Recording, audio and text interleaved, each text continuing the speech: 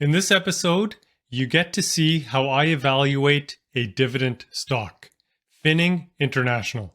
Hi, my name is Kanwal Sarai, and welcome to the Simply Investing Dividend Podcast.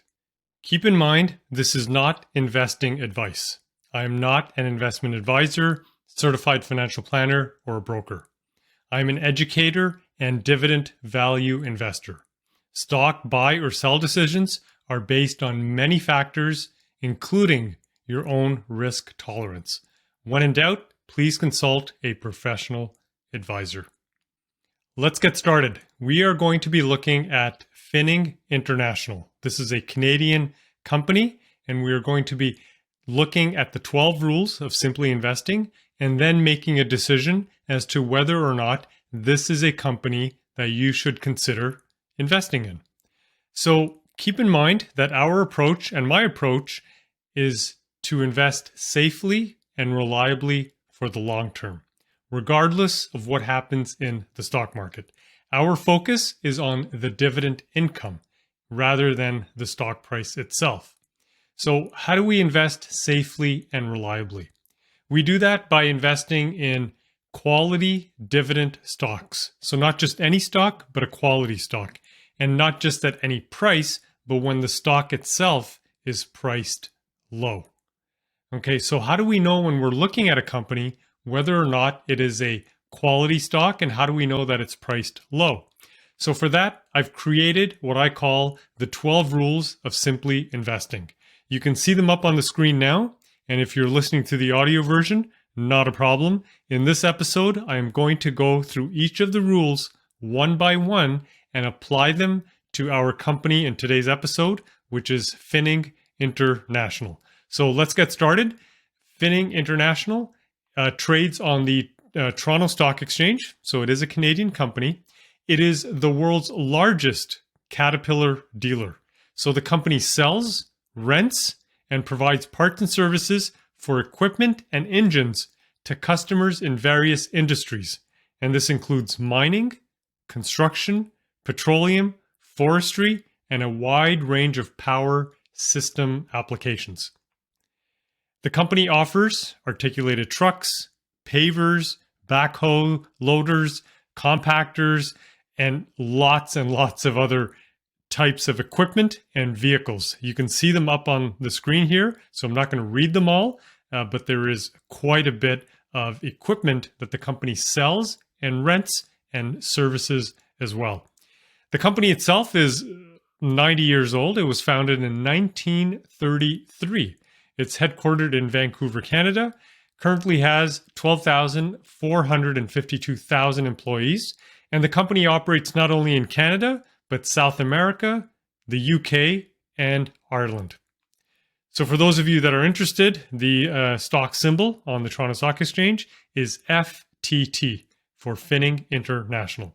So let's get started with the 12 rules. We're going to apply all of the 12 rules to this company and see if it is a quality dividend stock and see if the stock is priced low, as of this recording, of course.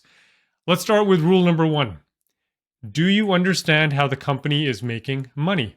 If you don't, skip it and move on to something else.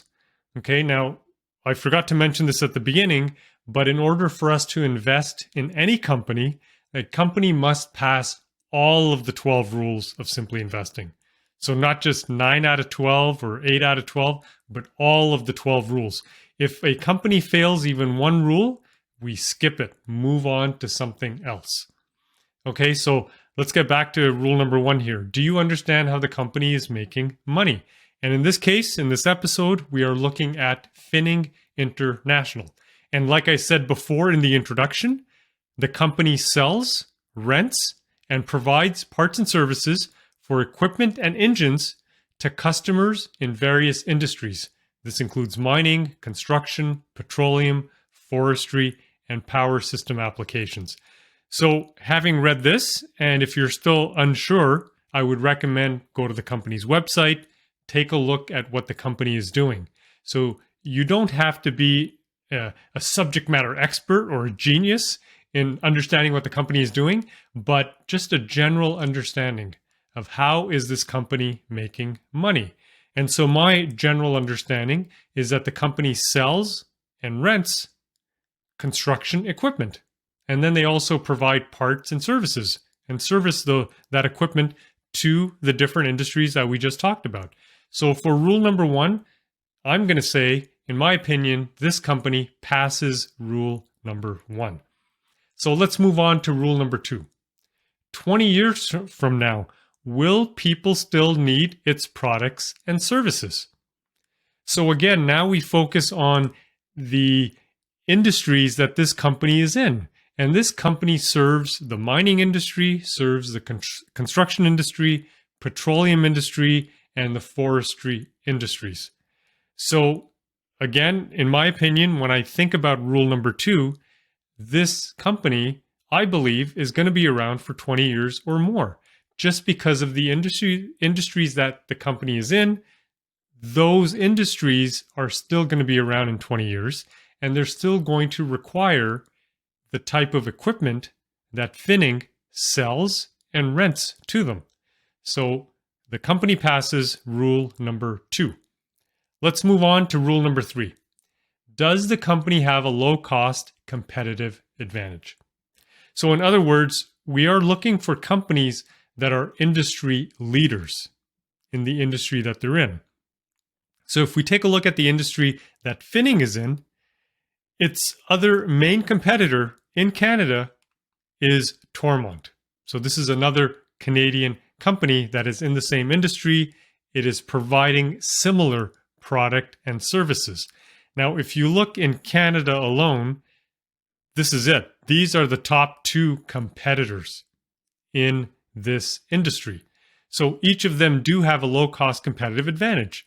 They are giants in their industry in Canada, and they are going to make it difficult for other companies to compete in this space.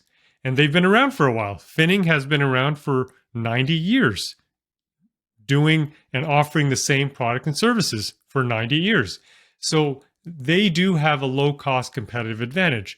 And if you're in the construction industry or the mining industry or the forestry industry, these names are going to be familiar, the ones that you see up on the screen. And then if we expand to the US, there's 2 other competitors in the US, which are much bigger. But for now, we're looking at a Canadian company. We're going to focus on the Canadian market, even though I did mention before, Finning operates in South America, in the UK, and in Ireland. And that also helps the company to have a competitive advantage over its competitors. So I'm going to suggest to you, and in my opinion, rule number 3, the company passes that rule as well. Let's move on to rule number 4. Is the company recession-proof? So again, we're going to go back and look at what this company is offering in the marketplace. So they are serving the mining industry, the construction industry, petroleum, and forestry industries. Okay. Now, I know there's a big push about electric vehicles and everybody's moving to electric vehicles. Okay. But if you think about moving large amounts of cargo or products across the world, or even across Canada or the US, these are very large countries, geographically very large. You still have to move the products by airplane, by trains, or ships. So planes, trains, ships, these, I was going to say vehicles, these vehicles still need to run on gas, on petroleum.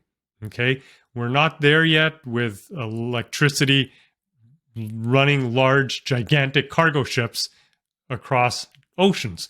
So they will still require large amounts of petroleum. And if you look at plastics, plastics come from petroleum. They're petroleum based. So think about all the things in your house that are made out of plastic. Okay, now when we think about mining, this company is providing equipment that allows mining to happen. So the raw materials that come out of the earth, and these raw materials are used in everything from cell phones to computers to refrigerators to vehicles. Everything you have in your house, most things you have in your house can be traced back to minerals, and whether it's metal, aluminum, silver, nickel, all of these things that need to be mined. So when we are in a recession, of course, construction tends to slow down. We're thinking about residential construction that would slow down. So when we look at sort of the forestry industry like lumber, but there still are other products that come out of the forestry industry. And it's not just lumber that we use for construction. So given the fact that Finning is operating in the mining industry and the petroleum industry, and in construction, you can also think about infrastructure. So roads, highways, bridges, these are buildings, commercial buildings. These are large projects that can only be built by the products and services that Finning offers. So when we compare this to, let's say, a grocery store, it's probably not as recession-proof as a grocery store is. It still is kind of recession-proof. Okay, so given the industry and the sector that they're in, I'm going to say rule number 4 is fine, and this company passes rule number 4. Now, if you disagree with me, that's fine. And if you think that the company fails rule number 4, then skip it. Move on to something else. Move on to a different company in a different industry. But in this example, in today's episode, we are talking about Finning, and so far, it's passed rule number 1, rule number 2, rule number 3, and for rule number 4, I'm going to suggest that this company passes rule number 4 as well. Let's move on to rule number 5. Is the company profitable? So rule number 5 is divided into 2 parts, 5A and 5B. Let's take a look at rule number 5A first. So what we do here is we look at the average 20-year EPS growth must be 8% or more. This is earnings per share. So let's take a look at the graph here, the last 20 years for Finning. You can see that 2015 was not a good year. The company lost money. But keep in mind, we're looking on the screen at a 20-year graph. So 1 or 2, maybe even 3 drops is fine as long as the overall trend is that the company is profitable over the long term. And so over the 20 years, we can see from the graph that it seems to be profitable, but we're not going to rely just on the graph. We're going to rely on numbers. So remember, rule number 5A, the EPS growth, average EPS growth over the last 20 years must be 8% or more. And when we look up the numbers for Finning and we calculate the numbers, we can see that its 20-year average EPS growth is 29.7%. So the company automatically passes rule number 5A. Let's move on to rule number 5B. The company must have at least 8 increases in the EPS in the last 20 years. So again, we're going to go back to the same graph. We're going to look at the earnings per share over the last 20 years, and you can see the earnings go up, they go down, they go up, then they go down, they go up, and up. So we want to see at least 8 increases. And in fact, we do. And we don't, you could count on the graph if you wanted to, the number of increases, but we look at the historical data and we can see that the company has increased its EPS, its earnings, 13 times in the last 20 years. So the company passes rule number 5B. Let's take a look at rule number 6. Does the company grow its dividend? So what we do here is similar to what we did with the EPS. We're going to look at the average 20-year dividend growth, and it has to be 8% or more. If it's not, we skip it, move on to another company, right? If it's less than 8%, the company fails rule number 6. So for this, we're going to take a look at the company's dividend per share over the last 20 years. And you can see on the screen, that's a nice graph, and it goes up year after year after year after year and continues to grow. So that's good. But again, we're not going to rely on the graph. The graph is just a visual way of seeing what the dividends have done in the last 20 years, but we're going to look at the hard numbers. So when we calculate the average 20-year dividend growth for Finning, we can see that it is 8.54%. So the company passes rule number 6. Now, for your information, the company has had, in fact, 21 years of consecutive dividend increases. Also, the company has been paying a dividend since 1990. So that's a fantastic track record. And I've said this before in previous episodes. I can't tell the future. No one can tell the future. We don't know what's going to happen next year. Is the company going to grow the dividend or keep it the same or reduce it? We don't know. But when we look at the information here in front of us for Finning, we can have a high degree of confidence that the company will increase its dividend next year and the year after that and the year after that. Because because the company has had a strong track record. So that's what gives us the confidence that the dividend will continue to grow. And if it doesn't, that's why we diversify. We don't put all our money in one company. We put our money in other dividend growing companies, right? But that's a different topic. We're not going to get into diversification right now. So let's continue with our rules. So the company passes rule number 6. Let's move on to rule number 7. Can the company afford to pay the dividend? So what we do here is we look at the payout ratio, and the payout ratio must be 75% or less. If it's higher than 75%, then the company's going to fail this rule. So if we look at Finning, we can see that its payout ratio today is 28.17%. So it's well below 75%. The company passes rule number 7. And if you want more information on how to calculate the payout ratio, where to get the numbers, why 75% is a good number, I cover all of this in episode number 2. So you can always go back and watch episode number 2, and the entire episode is based on looking at the payout ratio. Okay, rule number 8. Is the debt less than 70%? So what we do here is we look at the debt to equity ratio for the company. So here we're going to look at Finning, and we can see that its debt to equity ratio as of this recording is 39.59%. So the company passes rule number 8. Let's move on to rule number 9. Rule number 9 says avoid any company with a recent dividend cut. So this is an easy one. What we do is we want to make sure that its current dividend, its annual forward dividend, is higher than the previous year dividend, right? We don't want to see the dividend going down. If it stays the same, it's fine. So greater than or equal to, that's fine. If the dividend is less than it was the year ago, than the year before, then the company would fail rule number 9. In fact, we're fine with Finning. You can see that its current dividend is forward annual dividend is $1 per share. And in the previous year, it was 93 cents per share. So that's good. It means the company has increased its dividend. And so it passes rule number 9. Rule number 10, does the company buy back its own shares? And the short answer is yes. So what we do is we look at the number of outstanding shares today, and we compare it to the amount of outstanding shares in the year before. And so there's less shares now than there was in the year before. So the company passes rule number 10. Rule number 11, is the stock priced low? Is it undervalued or overvalued? Right? So this is very important. Now, rule number 11 is divided into 3 parts, A, B, and C. So let's start with rule number 11A. So here we look at the PE ratio, must be 25 or less. And we can see that for Finning, the PE ratio today is 11.23. So the company passes rule number 11A. Let's move on to rule number 11B.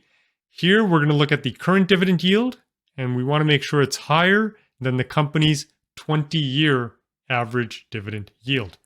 That tells us that the stock is priced low, historically low, and it's undervalued.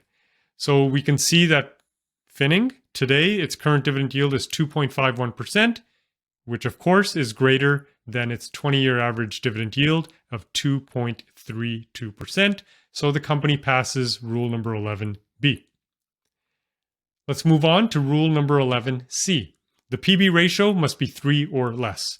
And the PB ratio today for the company is 2.44. So it passes rule number 11C. Now, for more information about the PB ratio and how you can determine the price to book ratio, what is the meaning of the price to book ratio, and why should it be 3 or less, please go back and watch episode 52, where I cover the price to book ratio in a lot more detail in that episode. So far we've covered rules number 1 to 11. And for those of you that are interested, and I'm going to talk about this a little later in the episode, I've created the Simply Investing platform. So this is a screenshot from the platform itself. It's a web application that automatically applies the rules to over 6,000 companies in the US and in Canada. So here up on the screen, we are looking at the data for Finning International. So this saves you a lot of time. So you don't have to calculate the payout ratio yourself. You don't have to calculate the long-term debt to equity ratio yourself. All of the numbers are calculated for you.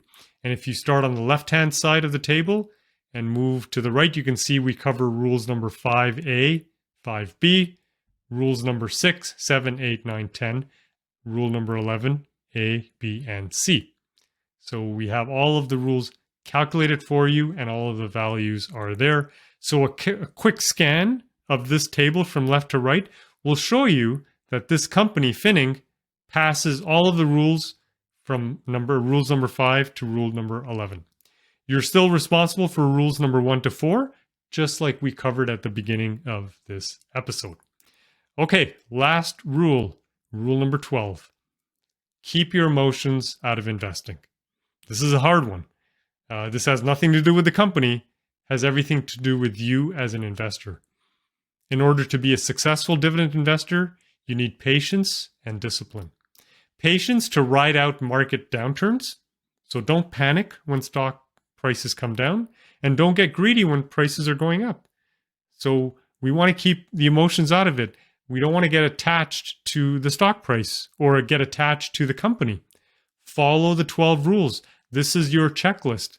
It's a checklist of 12 rules, and a company has to pass each and every one of these rules before you can invest in it. And that's where the discipline comes into. So don't fall in love with a company. Apply the 12 rules methodically from 1 to 12. And if a company passes it, then you're fine and you should consider investing in that company if you want to. So patience and discipline is key for rule number 12. So what have we done in today's episode? We've applied the 12 rules of Simply Investing to Finning International. And we can see that it passes all of the 12 rules because we've gone through all the 12 rules one by one. So that's what I do. I've just taken you through my process of how do I determine whether or not to consider a company for investing or to skip it. And it's really easy. I use this checklist. It's a checklist of 12 rules. So does this mean that you should go out and invest in Finning today? And the short answer is no. And the reason is this data is only accurate as of this recording. So I don't know when you're going to be watching this video. 6 months from now, a year from now, the data will change. So what you need to do is apply the 12 rules of Simply Investing when you have money to invest and when you're ready to invest. So keep in mind, this data that I've shown you today is only accurate as of this recording. And the second thing is you need to consider your portfolio. What stocks do you already own? How much money do you have to invest? Do you already have a lot of investments in this sector, in this industry? If you do, then Finning may not be a good fit for you. So you have to consider your existing portfolio. And I touched on this briefly. Diversification is key. So that's, again, another topic for another episode, but you need to consider diversification as well. So keep in mind, our approach to investing is to invest safely and reliably, regardless of what happens in the stock market. Even when the market tanks, we want to make sure that our dividend income is coming in and it's growing year after year. So how do we do that? We invest in quality dividend stocks when they're priced low. And how do we know when they're priced low and how do we know that they're quality stocks? Well, that's what we've covered in today's episode, is the 12 rules of Simply Investing. So for those of you that are interested, there's an online Simply Investing course that I've created. And in that course, there's 10 modules. It's self-paced. We cover the investing basics. In Module 2, we cover the 12 rules in detail with real-life examples. In Module 3, I show you how to apply the 12 rules using a Google Sheet. You put the numbers in, and the Google Sheet will automatically highlight the failures and highlight the passes. So then you know which companies to avoid, which ones to consider. In Module 4, we look at the Simply Investing platform. Then we look at placing your first stock order. I take you step by step through that process. The next module is building and tracking your portfolio. Module after that is learning when to sell, which is just as important as knowing when to buy. The next module, especially if you have mutual funds and index funds and ETFs, is how to reduce your fees and risk. Module 9, I will give you your action plan to get started right away. And Module 10, I answer your most frequently asked questions. And for those of you that are interested, I did mention the platform before. So the Simply Investing platform is a subscription-based service. It is a web application. You log into it. It automatically applies these rules to over 6,000 companies in the US and in Canada every single day. So that's just a quicker way to get there. For the do-it-yourself investor, the course is the best place to start. For the person who doesn't have the time to go through the course and just wants to get straight into seeing if a company passes rules, the platform is the way to go. So for those of you watching or listening, write down the coupon code SAVE10, SAVE10. This coupon code is going to give you 10% off of the course and the platform as well. If you enjoyed today's episode, please hit the subscribe button. There's new episodes out every week. Hit the like button as well. And for more information, take a look at our website, simplyinvesting.com. Thanks for watching.